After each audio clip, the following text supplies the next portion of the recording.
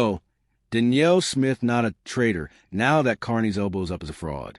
Remember when Mark Carney danced around with his elbows in the air like he was doing the world's most aggressive chicken dance? Yeah, about that.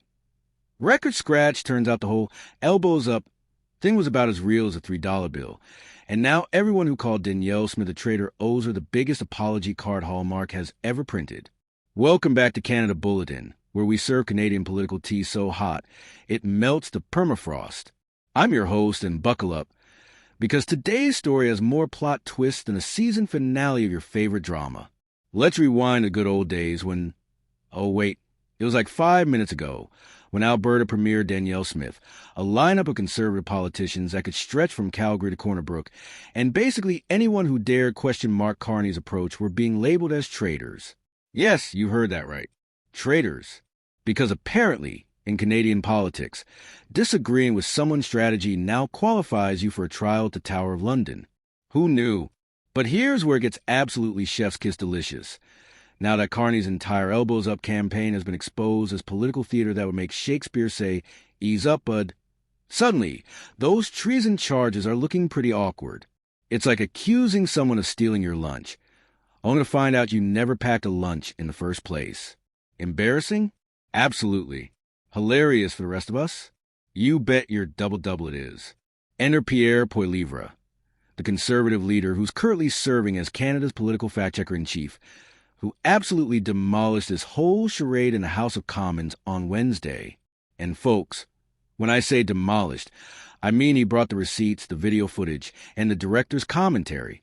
After his usual routine of roasting the PM like a Tim Hortons dark roast, Poilievre drops this absolute GM. We'll go soft on him today, because he's still recovering from surgery to have his elbows removed. I'm sorry, what? Surgery to remove his elbows? This man just implied that Mark Carney's signature move, the one thing he campaigned on, the move that was supposed to show Trump who's boss, was surgically removed faster than you can say political backpedaling. But wait, it gets better. Poilievre literally recreates the visual. Carney, dancing around with his elbows thrust skyward like he's trying to start a mosh pit at a diplomatic summit. Remember that image? Yeah, we all do. It was everywhere. We haven't seen the elbows since the election. Boom. 5 words. That's all it took to expose the entire con. You know what's wild? When your opponent can summarize your entire political flip-flop in a single sentence that also happens to be comedy gold, you might want to reconsider your life choices. Just saying. Now, let's talk about the magnitude of this political faceplant, because this wasn't just a promise. Oh, no, as Poilievre so eloquently put it. It wasn't a promise. It was a promise he ran on. Think about that for a second. Imagine running for a class president on a platform of free pizza Fridays, winning, and then on day one being like, yeah, actually, we're going with carrot sticks. My bad. That's essentially what happened here, except instead of pizza, we're talking about Canada's entire approach to dealing with American tariffs. Minor difference. And speaking of those tariffs, the thing elbows up was supposed to intimidate into submission? Well, plot twist, they doubled, not decreased, not stayed the same. They doubled. So the strategy that was supposed to show strength and resolve actually made things worse? But here's where Poilievre really drives a knife home. Now the elbows have come down, the American tariffs have doubled. Carney is bowing before the president in weakness. That's not just a political reversal. Folks, that's a complete 180-degree backflip with a side of humble pie. If Olympic gymnasts executed moves as perfectly, they'd score straight 10s. And the best part? Carney had a no response. Zip, zilch, nada. Because what are you going to say when someone calls out your entire political persona as performance art? Actually, my elbows are doing great. Thanks for asking. Meanwhile in Ontario, because apparently everyone's doing their victory laps in Ontario these days, Premier Danielle Smith is basically on her Vindication World Tour. She casually mentions to reporters, yeah, I never really thought elbows up was the right way to go. Not with Trump. I'm sorry. Can we just appreciate the restraint in that statement? Because what she's really saying is, I tried to tell you this was a terrible idea, You call me a traitor for suggesting common sense. And now look who was right all along, but sure, let's pretend we're all mature adults here. Remember when suggesting that maybe, just maybe, aggressive posturing toward a famously thin-skinned U.S. president might not be the smartest diplomatic strategy got you labeled as un-Canadian? As a traitor? As someone undermining national unity? Pepperidge Farm remembers. And so does the internet. Screenshots are forever, people. The tables haven't just turned.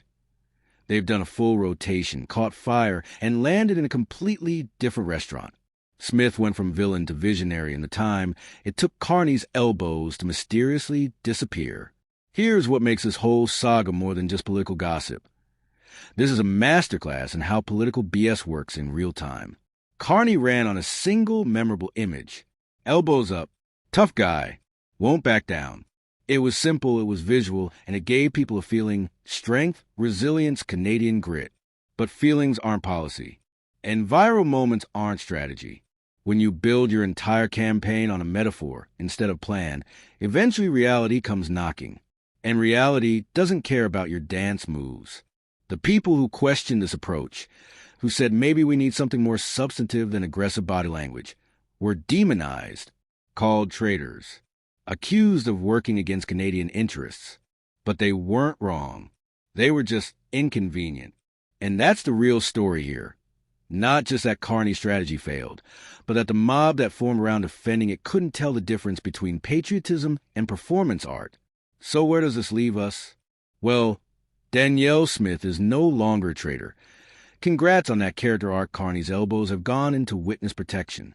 And Canadian politics just gave us another chapter for the history books titled, That Time We Fell for the Dancing Guy. If you found this breakdown as satisfyingly ironic as I did, hit that like button and subscribe to Canada Bulletin, because Canadian politics is giving us material daily, and someone's got to make sense of this beautiful chaos. Drop a comment. Do you think anyone's actually going to apologize to Danielle Smith, or are we all just going to pretend this never happened? My money's on option 2. Until next time, this is Canada Bulletin, keeping you informed, entertained, and slightly bewildered by the state of our nation. Stay sharp, Canada. Maple Leaf.